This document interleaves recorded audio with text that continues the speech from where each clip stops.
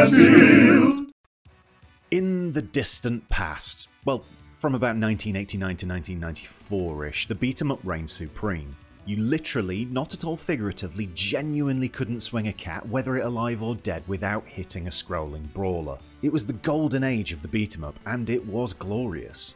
First, dead quick, I have a Patreon, you'll find the link below and at the end of the video, and it'd be superb if you like the work I do if you could contribute at all. Every dollar is sincerely appreciated. Anyway, in part 1, also linked below, I charted the rise of the genre and some of its finest, outstanding moments. Mainly Final Fight, pretty much.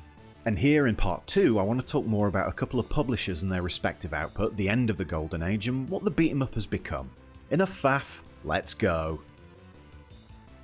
First, something that still surprises me to this day. You'd think you would naturally expect SNK's output on the Neo Geo hardware to include some stellar examples from the beat-em-up genre. And it had some okay ones, some decent ones, but it didn't have anything truly great. Mutation Nation was alright, I guess, and while Sengoku 3 was a decent game, it released in 2001. The first two Sengoku games, ones that actually came out in the golden era I'm on about here, were boring and a bit pap compared to others in the genre. It was a struggle to get beyond, yeah, it's pretty good when praising the Neo Geo outings. Robo Army was fun, Ninja Combat, well, it was imaginative and a distraction for a bit, but ultimately forgettable. But the less said about 8-man and Final Fight Burning Fight, the better. It's not wrong to assume SNK did great work in the golden age of the beat-em-up because it was knocking those arcade games out of the park. It makes perfect logical sense to assume it'd be right in there crafting some fine brawlers. But in practice it turned out to be very wrong indeed, and the Neo Geo ended up with no truly great beat-em-ups, which is genuinely a bizarre outcome. Luckily, there was another publisher at hand to show the Neo Geo what it was missing out on. Ah, Capcom, the golden child of the golden age. The company that produced more instantly memorable games in the beat-em-up genre than any other, bar none. The old Cappy Reno, the big Capcom, yeah. Capcom, it's safe to say, is a company with many chunks of kudos floating in its great games flavoured cocktail, thanks in no small part to its arcade output of the early 90s. Final Fight had popped its head up and changed the landscape, and the likes of Knights of the Round in 1991 just carried on the wave of inventive, impressive and fun-scrolling brawlers. A sign of things to come, the game offered RPG-light progression and lots of really big swords. That same year also saw the release of The King of Dragons, another fantasy realm brawler offering RPG-light progression and lots of really big swords. Okay, it sounds like that's the same thing all over again, but both The King of Dragons and Knights of the Round were good games in their own right. Some say great, but not me. Nah, I save the great compliment for the likes of Captain Commando, yet another Capcom arcade release in 1991, this one seeing less dungeons and or dragons, instead featuring far more ninjas and robot babies. Captain Commando was a logical progression from Final Fight, offering much the same style of play, of wandering, of battering, of rooting through bins for food, just with additions like ultra-violence, well, people getting sliced in half, and robo-suits to ride in. It was a great sort of follow-up to Final Fight and showed for the third time in a single year that Capcom just got this stuff. It wasn't all 1991, the next year saw Warriors of Fate, which was a good game and really focused on an equestrian approach to searching for bin chickens to eat. Really though, the only reason I wanted to mention it is because its Hepburn romanizationed up name is The Devouring of Heaven and Earth 2 Battle of Red Cliffs. Frankly, that should be the subtitle of the next Halo. While carrying the flag for the golden age in the arcade, Capcom wasn't forgetting its home output, especially not when the words Fight and Final were involved. A full-blown sequel to the original was made into a SNES exclusive as Final Fight 2 hit in 1993. Being built specifically for the console, it ended up being surprisingly brilliant. Even if you still couldn't be Guy. Yes, I know Final Fight Guy exists, it's a knowing aside, get over it. The same year also saw some love for the original NES, with Mighty Final Fight, another game made specifically for the machine in question, and while not an all-time great, it definitely ended up well received and gave a spurt of life to the console while it was on its last legs. It was the arcade though where Capcom was most comfortable and impressive with its beat-em-up output. I mentioned The Punisher in the last video and it was genuinely difficult not to just make the whole video about that game. And these. Cadillacs and Dinosaurs from 1992 is the stupidest name for a game and the most ridiculous setting for a comic or cartoon, but there you go, it was a great game, exhilarating, over the top and thoroughly satisfying, just as a good beat-em-up should be. And it kept getting better as Capcom revisited the dungeony dragony style with, well, Dungeons and Dragons, Tower of Doom. Building on previous experience, the game refined the lighter RPG mechanics we'd seen before: character leveling, branching paths, technical combat including blocking. All of that delicious brawly sauce was refined, added to, made better.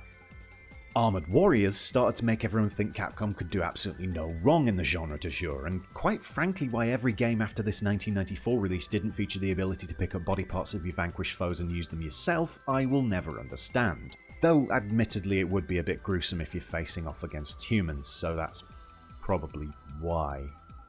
If I thought ahead, I would understand. And that was everything from Capcom ever. Great days. There's clearly nothing I'm missing here, nothing that will come up later, and definitely nothing that's showing on screen right now that's one of my all-time favourite games on anything ever. No siree, I don't know what possible Alien vs Predator in the arcade you could possibly be talking about. I don't know what possible pang of delight I got every time I saw it in an arcade, and I don't know how you could possibly think I'd sell my liver to be able to get a proper arcade cabinet of this game in my house. By no means was it just a few publishers or a couple of development teams making beat-em-ups. As with anything that's popular, plenty of others were eager to stick their oar in, to mixed results. And certainly to mixed levels of popularity, whether it was deserved or not. Sega gave arcade goers a treat in 1992 with The Revenge of Death Adder, easily the best sequel in the Golden Axe series, with new characters, tweaks to magic, and a 4-player mode. It was rather oddly never actually released outside of arcades. I mean, it's not like it would have caused the genre to live on forever, but it would have been better than Golden Axe 2 and 3, which despite feedback to the contrary in the last video, I still consider not that great. Taito went back to the well to re-begin again the Ninja Warriors, which was actually a bit good even if for some reason there was no co-op. And our silent farming friends, who are sometimes turtles, were exploited once more in IREM's Ninja Baseball Batman, which, while a slab of fun, will never actually get past the fact it was the first ever example of SEO clickbait. And I'm sure you were all worried, but don't worry, Winkysoft's Denjin Makai and Guardians both get a mention. Yes, they're hardly more than fine as games, but need to be talked about because Winkysoft is a name that will never not make me laugh. I am apparently an adult. Nevertheless, the saturation of the genre was absolute. The beat-em-up was everywhere, everyone was making them, and something had to give. By the mid-90s, the beat-em-up was old hat. It was seen as a lazy option for developers and immediately turned off a lot of players as soon as they heard an upcoming title was to reside within the genre. Basically, it was the battle royale of the day. The drain began to be circled, and it was the licensed games leading the charge of water in the drain. While there was a good level of success with Batman's previous foray into battering goons in game form, we saw a couple of less distinguished do-overs in the shape of Batman Forever and Batman Forever. I mean, the second one was subtitled the arcade game, but I just like acting as if they're both the same thing as I'm so wacky. The arcade version did have its fans and was undeniably unique, let's say, but each of the Forevers was ultimately quick, dirty, and pointless. Joining Bats and Backflip Boy in the race to obscurity were the Power Rangers, because of course they were. I mean, it made absolute sense for a 1994 SNES game based on those Mighty Morphin lot to be a scrolling beat-em-up, it really did, but that doesn't mean it felt necessary. When the Power Rangers movie tie-in game came out and did the same thing again a year later, well, you can see why people were jaded. Jadosity intensified thanks to The Tick on Mega Drive, Marvel Superheroes in War of the Gems on SNES, Bebe's Kids, which is one of the more egregious examples of the pointless Me Too licensed beat-em-up, and the attempt to continue the genre onto the PlayStation generation with the likes of the Fantastic Four and the Crow City of Angels. All were examples of games at their very best banal, at worst actually quite sickening. Yes, I'm looking at you, Bebe and the Crow. It was this, along with the ongoing, protracted death of the arcades, that signalled the end for a genre that had been, just a couple of years prior, so beloved. You look through the history of the beat-em-up genre though, and you'll realise something actually quite fitting. It went down, but it didn't go down without a fight. In the last couple of years of the genre's fading relevance, that being from around 1995 onwards, we actually saw some of the very best games in the traditional brawling genus. The old guard was still trying out new things in the home. See Final Fight 3's SNES-only outing that attempted to make it more Street Fighter than button-bashing brawler, while over on the Mega Drive we got the more visually inventive spin on things, Comic Zone. Just to clarify here, neither game was one of the very best. It's just showing some developers were trying to do something different with the genre, more than just slapping a license on it and pushing it out there. But in the arcades, we saw some real gems, and it surprised nobody that came from the two very best at making punching people simulators. Die Hard Arcade hit in 1996 and showed itself to be one of the few successful takes on a 3D brawler, as well as introducing the world at large to the concept of the QuickTime event. Something lamented these days, but a minor revelation back then, as long as you ignore the Dragon's Lair connotations.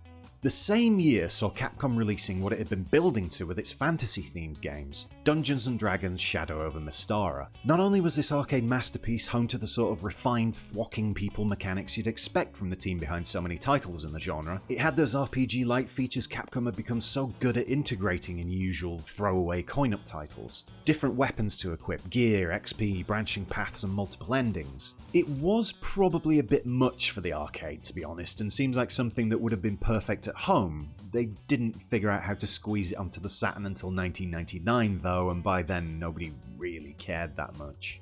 Capcom's final arcade beat-em-up arrived in 1997 in the shape of Battle Circuit. 21 years later, and still hardly anybody knows it, the arcade scene was beginning to flounder, the genre it was part of was boring people to death, and Battle Circuit didn't even come out in the States, so hasn't been included in the official gaming history our American friends write that seems to think the PS3 was hugely outsold by the Xbox 360 and ignores the European bedroom coding scene of the 80s, among other outstanding examples of overlooking the facts because they happened in other countries. Anyway, Battle Circuit was a superb last hurrah, beautiful and campy with refined mechanics, upgradable characters, and a general feeling that this was the Captain Commando sequel we never actually got. It was a great game, and while it deserved all the praise and attention in the world, it was quite nicely fitting that it just quietly released and saw the beat-em-up's golden age off into the sunset. Meanwhile, there was a specific beat-em-up that did get the attention, that did go down in history as one of the greatest of all time, and did release exclusively in the home: Guardian Heroes. As a PlayStation-owning child, I had to wait over a decade before I could get proper time with this one, and even 15 years after its original release when it arrived on Xbox Live in 2011, it was still phenomenally good fun. Gorgeous, inventive, deeper than you'd expect, and endlessly replayable, it was and still is one of the best beat-em-ups ever made. The genre was on its last legs, sure, but it had burned incredibly brightly as a last hurrah. Sheer willpower couldn't see it through though, and the following years weren't a pretty sight, being memorable for all the wrong reasons. The Golden Age was over. Post-Golden Age, the beat-em-up flapped about and failed to find its footing in this new world of 3D games. To make something 2D was seen as commercial suicide, and the bold indie scene we have today would have been laughed off as the ramblings of a waking fever dream. And yet, things continued. We saw an homage to the classics in Tekken 3's Force Mode, which was a fine side attraction, though nothing more than just that, while the likes of Mortal Kombat Special Forces, Fighting Force, The Bouncer and Final Fight Streetwise tried to bring the classic mechanics into this new world of 3D gaming. They failed, and they failed with style.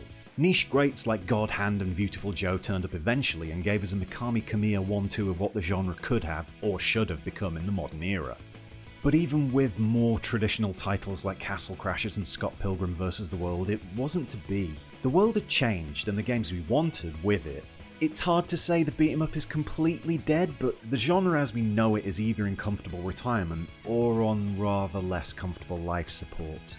Maybe one day it'll return in full force and we'll once again be able to indiscriminately batter unsuspecting petty crooks before eating bin chicken. But for now we'll just have to accept the original genre has evolved beyond recognition, amalgamating with other styles into the likes of Devil May Cry, Monster Hunter and Bayonetta. And that's not a bad thing. Games have to change, they have to grow, they have to evolve, but there's always that empty space.